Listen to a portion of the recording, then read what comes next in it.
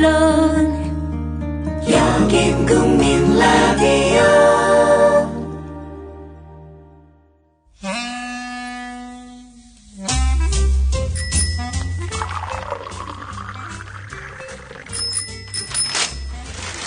아침 신문 귀로 읽으세요. 김용민의 조간 브리핑. 경기 평택에서 일하는 국민TV 조합원 맹꽁이 신동주입니다. 요새 조합의 재정이 좋지 않다고 해서 후원도 하고 혹시나 광고 효과도 볼까 싶어서 광고 신청했습니다. 제가 하는 일은 건설 현장 크레인 대여입니다. 5톤 카고, 10톤 미니 크레인, 스카이 작업합니다. 주로 실내 작업하고요. 크레인 쓰실 분 불러주세요. 베테랑 기사가 달려갑니다. 평택 주변 당진, 둔포, 천안, 포승, 안성, 화성 지역입니다. 평택 평안크레인 전화번호는 010-7392-0300 010-7392-0300번입니다. 전화 주십시오. 기술과 신뢰 그리고 안전을 자부하는 크레인 맹꽁이 평안크레인입니다. 나이 들면서 몸에 좋다는 거 하나씩은 드시죠? 저는 새싹 땅콩차를 얼마 전부터 먹습니다. 바로 두 가지 성분 때문인데요. 그건 바로 새싹 땅콩에 들어있는 다량의 레스베라트롤과 아스파라긴산입니다.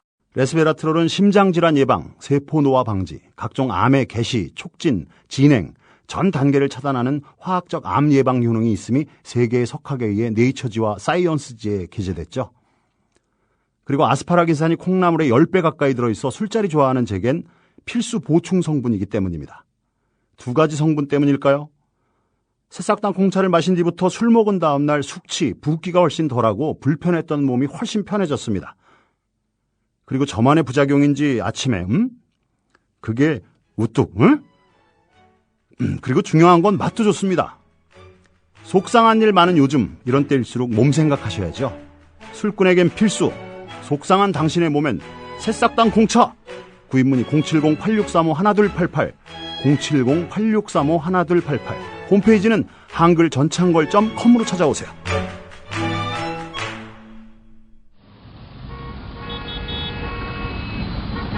부장님, 대리운전은 뭐 부를까요? 아, 대리운전 블랙박스 주는 1800-6606 대리운전이 있지 않은가? 아, 20회 이용시 블랙박스를 주는 1800-6606 블랙박스 대리운전이요?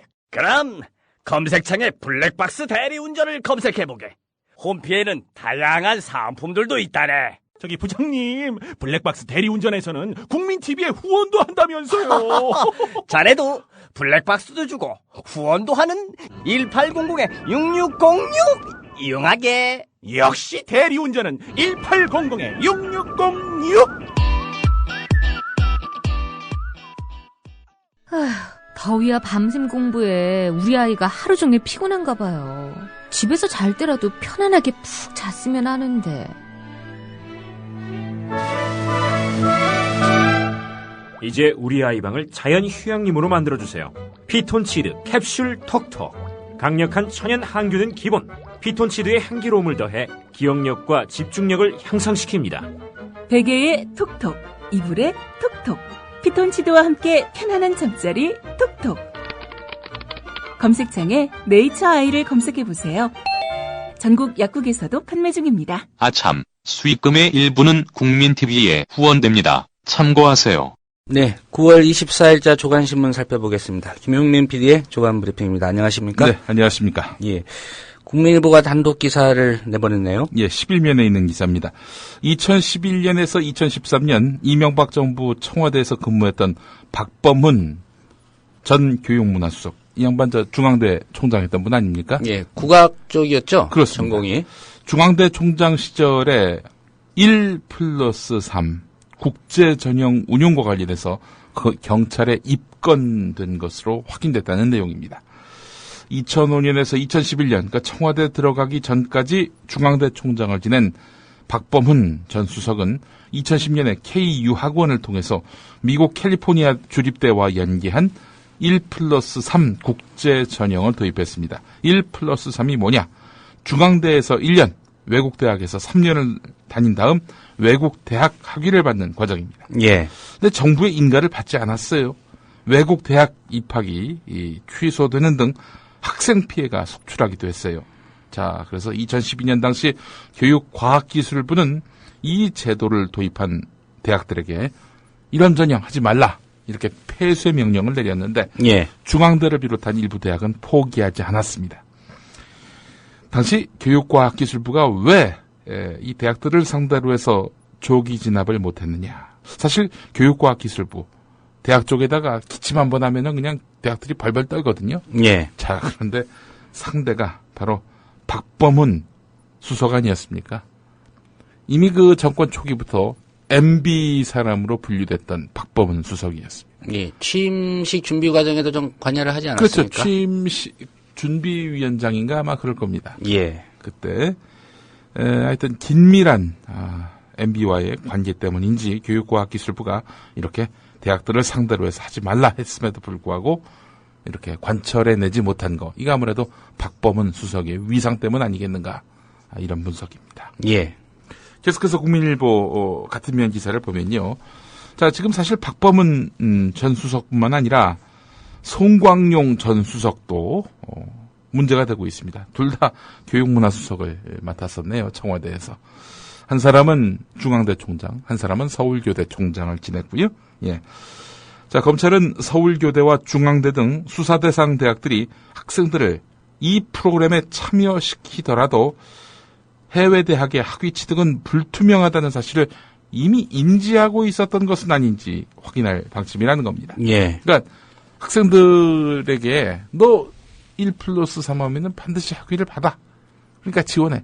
뭐 이런 식으로 이제 오도를 했는데 학위 못 받을 수도 있는 거거든요. 예. 그걸 알고 있었다면 일종의 좀 사기 혐의가 있는 거 아닙니까? 바로 검찰이 그 점을 주목하고 있습니다.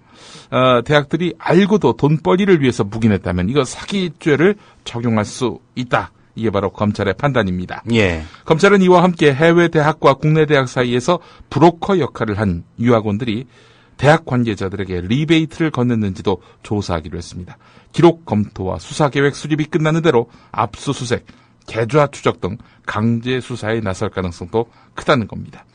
업계에서는 지금 프로그램 수익을 유학원과 대학이 나눠 챙겼으며 일부는 학교 고위층에 상납하는 게 관행이었다. 이런 이야기가 나오고 있습니다. 예. 뭐 지금 도의적인 부분 때문에 송광용 수석이 그만뒀다. 우리가 그렇게 알고 있지 않습니까? 청와대도 어제 뭐 추가로 확인된 비리는 없다. 예. 혐의는 없다. 이런 입장을 밝히긴 했죠. 하지만 파고들면 뭐가 또 나올 수도 있다. 이게 바로 검찰 수사의 흐름입니다. 예. 오늘 한겨레 일면 제목이 이렇습니다. 거짓말 수석, 부실 검증 책임 회피, 청와대 인사파동 결정판 이런 제목입니다. 송광용 수석의 갑작스러운 사퇴 이유에 대해서 나흘째인 어제에서야 청와대가 공식 해명을 내놓았다. 방금 조상훈 국장께서 말씀하셨는데요. 근데 도리어 논란을 키우고 있다는 겁니다. 청와대의 그 설명 자료를 보면은 청와대는 지난 19일 민정수석실에서 송광용 전 수석이 서초경찰서에서 고등교육법 위반 혐의, 그러니까 이 건으로 수사를 받고 검찰의 기소 의견으로 송치될 예정이란 사실을 알게 됐다. 한 100여일 지나서 이 양반 그 검찰 조사를 받은 거를 경찰 조사를 받은 거를 알게 됐다. 이런 얘기입니다. 예. 그 송광용 전 수석도 예. 임명 전에 그 공직기강 비서관실에 보낸 자기검증 질문서에서 수사기관의 수사를 받고 있거나 받은 사실이 있습니까? 라는 질문에 아니요라고 이제 적은 겁니다. 예. 예. 결과적으로 거짓말을 적은 거네요. 경찰에게 수사권이 없다라고 판단했다면은 뭐 고의성 있는 거짓말은 아닌 셈이 될 수 있겠죠. 예, 검찰 정도는 돼야지 내가 뭐 경찰 조사받고 있는 건 이건 수사라고 안 봤을 수도 있겠네요. 예. 예. 자, 뭐 이런 송광용 수석의 해명이 있다 한들 청와대가 책임을 면하기는 쉽지 않을 것 같습니다.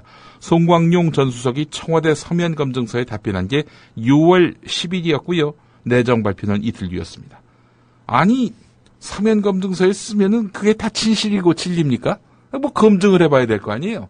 이틀 만에 임명을 한 거면은 제대로 검증을 안 했다는 거 아니겠습니까? 이 사람이 거짓말을 했는지 참말을 했는지 말이죠. 예. 이런 번개불 인사를 한 셈이니 검증이 제대로 될 리가 없다. 이렇게 볼 수밖에 없는 겁니다. 예. 책임은 또 누가 집니까? 책임이요. 김기춘 비서실장이 져야 마땅한데 질지 모르겠습니다. 예. 지라는 얘기는 여러 번 나왔는데 워낙 안 지고 있으니까. 예. 경향신문 보니까 주목되는 기사가 있네요. 새누리당 상임고문인 박희태 전 국회의장이 자신에게 성추행을 당했다고 밝히고 있는 여성 골프장 경기 보조원, 즉 캐디, 이 캐디와 합의한 것으로 알려졌다는 겁니다. 예.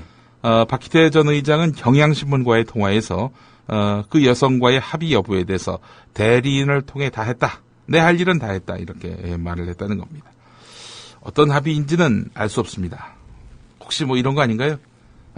너를 영의 손녀로 맞아드리겠다. 예. 그런 말인지. 아니면 나인홀밖에 안 했는데 캐디피는 다 주겠다고 합의를 한 건지. 이게 이제 박기태 전 의장 쪽의 주장인 거죠. 예, 그렇습니다. 예. 일단 그 피해자의 입장은 어떠한지 알 수는 없습니다. 하여간 내 할 일은 다 했다. 이런 박희태 전 의장의 말 참 공분을 자아내게 만드네요. 경찰에 나가서 조사 받아야죠. 예. 할 일이 남아 있습니다. 지금. 그렇습니다. 예. 지금 아직 그 소환 조사를 하지 않은 상태지요. 경찰은 소환 조사 이후에 정식 입건하겠다는 뜻을 내비쳤습니다. 근데 사실 이게 피해자와 합의를 하면 다 끝난 거 아니냐 이렇게 보실 분들이 있을지 모르겠습니다만은 합의를 해도 끝이 아닙니다. 지난해 6월부터 성범죄를 저지른 사람은 피해자와 합의하거나 피해자 고소가 없어도 처벌받도록 이렇게 개정돼 있습니다. 그래서 합의를 해도 끝이 아니다. 경찰은 이렇게 밝히고 있습니다. 예, 경찰이 지금처럼 의지를 가지고 반드시 좀 소환해서 조사를 해야 될 것 같습니다. 이미 그 피해자와 참고인 조사가 끝난 상태고요. 피해자와 참고인 조사는 상당히 일관성이 있었다. 이런 보도가 있지 않았습니까? 예. 자, 다음 소식 보겠습니다. 경향신문 17면인데요. 하천변을 뒤덮은 가시박의 습격이라는 제목의 기사입니다. 외래식물, 호박잎처럼 생긴 외래식물인데요. 가시박이 지금 지천으로 널려 있다고 합니다. 경향신문 기사를 보면은 전북 전주천에서의 상황들을 전하고 있는데 이게 보니까 말이죠. 서울 밤섬, 경기도 여주, 경상북도 구미, 안동 여기도 지금 가시박이 그야말로 그 지천에 널려 있다는 겁니다. 워낙 넓게 퍼져 있어서 매꽃이나 칡, 환삼덩굴 같은 토종식물은 실종됐다고 합니다. 지금 이게 둔치뿐 아니라 제방변 나무에도 가시박이 거적을 씌운 것처럼 휘감고 있다고 하는데 사실상 경쟁 토종식물이 설 자리가 없기 때문에 이대로 두면 머지않아 모든 하천이 가시박 천지로 둔갑할 것이다. 이런 말도 나오고 있습니다. 이게 4대강 공사 여파라는 겁니까? 환경운동연합의 분석이 그러합니다. 예. 수변 토양이 갈아 엎어지고 그늘마저 없어진 데다 이렇게 하루 30cm씩 자라는 가시박이 폭이당 수만 개의 씨앗을 강물에 흘려서 사방으로 퍼뜨리고 있다는 겁니다. 자, 재앙은 이미 예견됐습니다. 4대강 사업 직후인 2009년에 강병화 고려대 환경생태공학부 교수는 북미산 외래종인 가시박이 4대강을 중심으로 맹렬하게 번지면서 식물계의 공룡이 되고 있다. 방치하면은 국가적 재앙이 될 것이다. 이렇게 경고한 바 있습니다. 예상대로 엄청난 번식력, 제거하고 또 제거해도 무서운 속도로 번져나가고 있는 이런 가시박. 예, 이 국가적 차원에서 이렇게 문제를 접근해야지 지금 환경운동단체 회원과 시민들이 낯들고 나서서 이렇게 뽑고 있다고 그러는데 그래 봐야 소용없다는 겁니다. 예. 가시박이 녹색이죠. 예.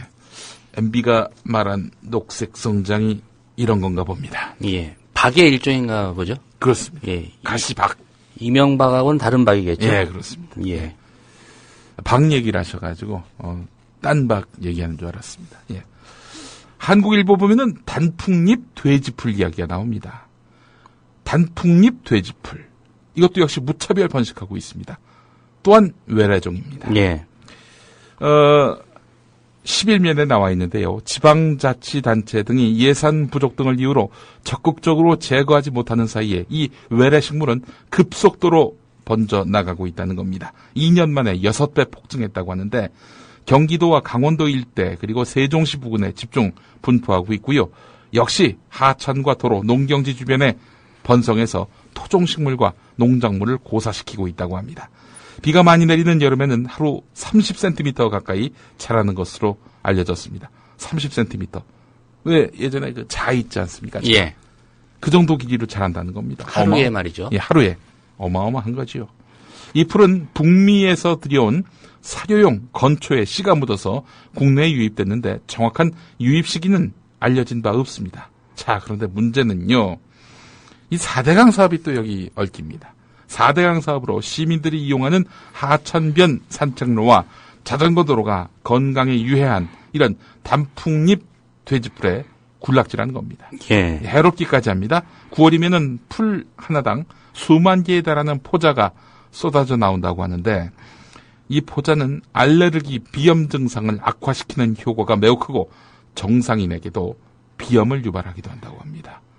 특별히 주의하셔야겠습니다. 한겨레 보도 보겠습니다.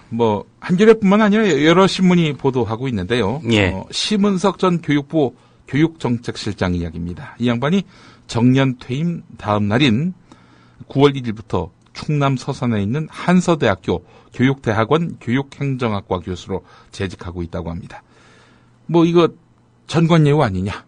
이렇게 볼 수밖에 없는 거 아닙니까? 전관예우 하면 또 관피하라는 신조어하고 얽힐 수밖에 없는데 말이죠. 자, 교육부는 지난 7월 1일 학교 오케스트라 사업을 진행하면서 직원인 박모 연구사로부터 뇌물을 받은 혐의로 경찰 조사를 받은 이 심은석 전 실장에 대해서 징계 요구를 받고 그래서 지난 7월 3일 직위해제했습니다. 예. 이에 대해서 심은석 전 실장은 이의 신청을 했는데 재심의가 기각을 했고요. 정년 퇴임을 불과 열흘 앞둔 8월 26일 정직 3개월의 징계를 받았습니다.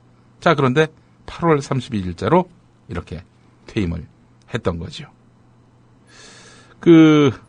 교육공무원법에 따르면 금품수수로 인한 파면이나 해임, 금고 이상의 형을 선고받은 자는 신규 채용이나 특별 채용을 할 수 없다 이렇게 되어 있습니다. 말하자면 대학의 교수가 될 수 없다 이런 얘기인데요. 예. 정직 3개월의 징계를 받은 이 심은석 전 실장 징계 기간이 끝나지 않았다고 해도 이미 퇴직했기 때문에 얼마든지 재취업이 가능하다고 합니다. 하지만 직위 해제 중에 사립대 교수로 재취업을 이미 준비하고 있었다는 점, 징계 기간이 끝나지 않았는데도 교수로 근무를 시작했다는 점에서 도덕적 비난이 예상되군요. 예.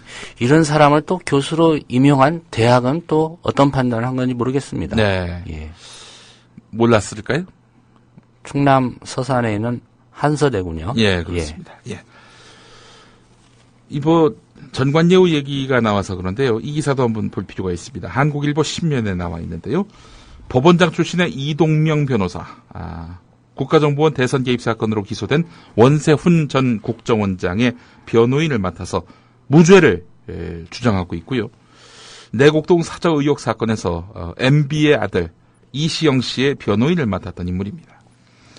법조계에 따르면은 이동명 변호사는 2010년 의정부 지방법원장을 역임하고 2011년 5월에 변호사로 개업했습니다. 전관예우 방지법에 따라서 의정부 지역 사건에 대한 수임 제한 1년이 풀린 2012년 10월 의정부 지법에서 진행 중인 한 형사 항소심 사건을 수임했는데요. 수임료 2,200만 원을 현금으로 수령을 했는데 국세청에다가는 수임료의 절반인 1,100만 원만 신고했습니다.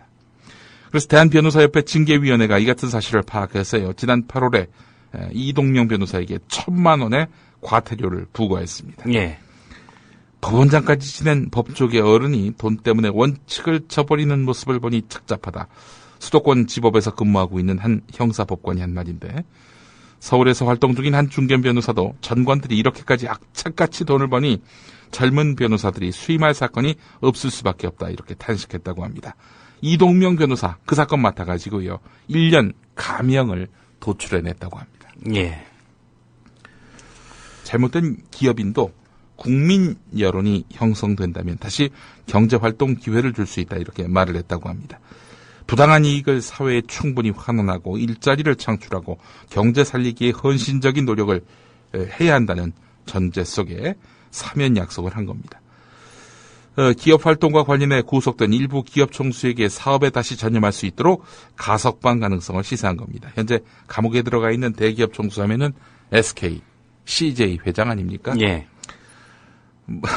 아니 근데 무슨 법무부 장관이 경제 살리기 걱정을 합니까? 예.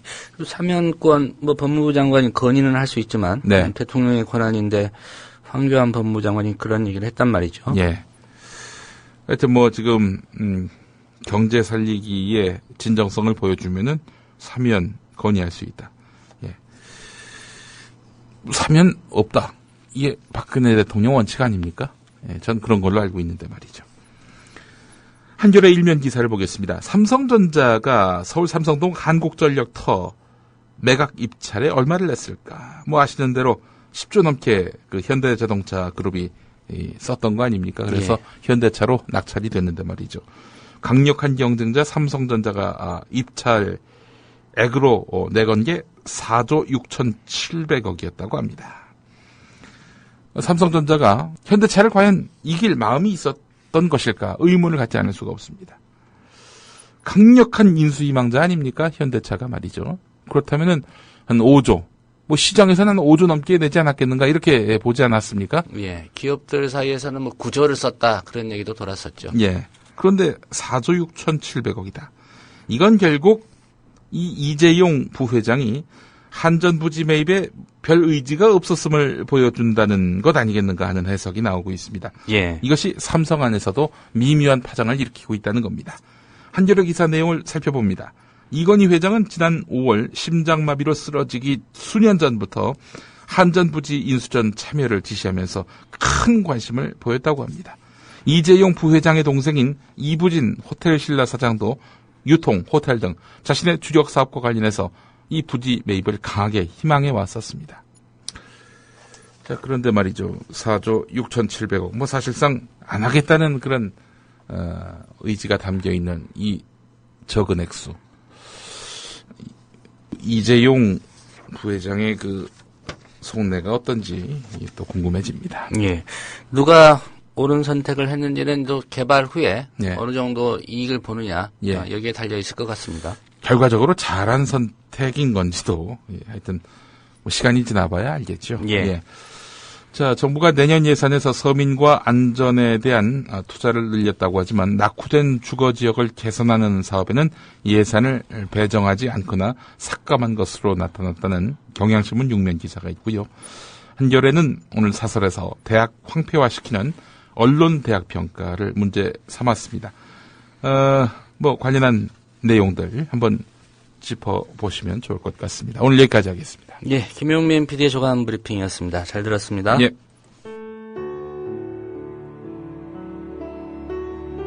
경남 거창에 사는 조합원 백함나무님. 남편의 유언으로 온 가족이 미디어 협동조합원이 됐습니다. 라디오 비평 들으실 때마다 아이고 속이 시원하다 이렇게 하시더라고요.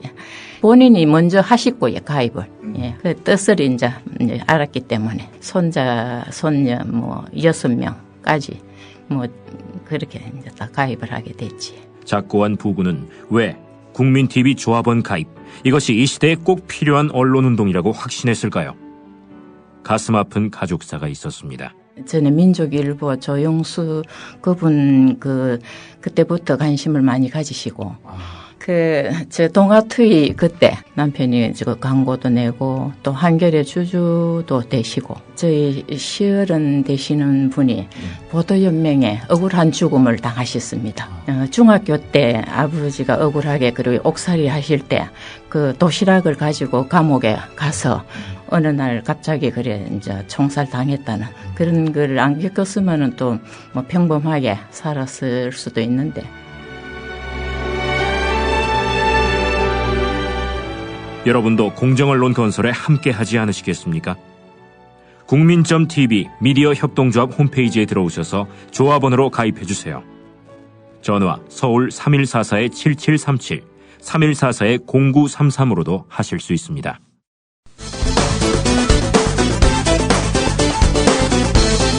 중앙일보의 종편, JTBC, 중앙일보의 대학평가를 비중 있게 보도하는데 중앙일보가 전국 4년제 대학 100곳을 대상으로 실시한 평가에서 성균관대와 고려대가 서울대에 앞서는 결과가 나왔습니다. 2013 중앙일보 대학평가에서 포스텍이 1위에 올랐습니다. 2008년 이후 카이스트에 내줬던 정상을 5년 만에 되찾았습니다. 성균관대는 포스텍과 카이스트에 이어 3위, 고려대는 4위에 각각 올랐습니다. 두 대학이 서울대를 앞선 건 1994년 중앙일보가 대학평가를 실시한 이후 처음입니다. 삼성의 관계대학인 성균관대학교가 서울대학교보다 낫다는 소식은 기사의 핵심. 신문사의 대학평가. 과연 공정할까? 이를 취재한 MBC 보도. 서울의 한 사립대학 전공수업 강의실. 수업 전 자리 잡기 경쟁이 벌어집니다. 수강생이 100명이 넘다 보니 토론식 수업은 꿈도 꿀 수 없습니다. 교수님들하고 소통할 수가 없는 거죠. 강연회가 되는 거죠, 전공 수업이란. 강의를 나누면 되는데 쉽지 않습니다.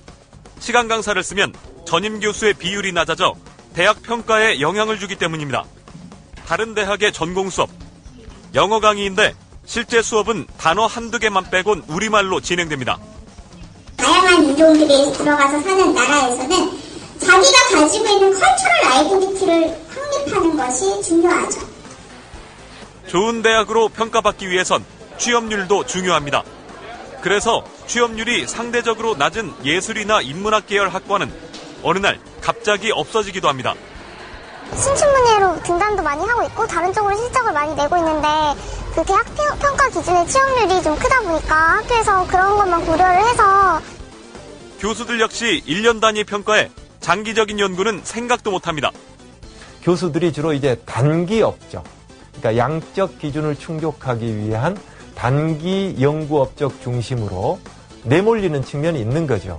일부 신문들이 1년에 한 번씩 각 대학의 교육 여건이나 국제화 또 사회적 평판에 따라서 서열을 매기는 대학 평가를 합니다.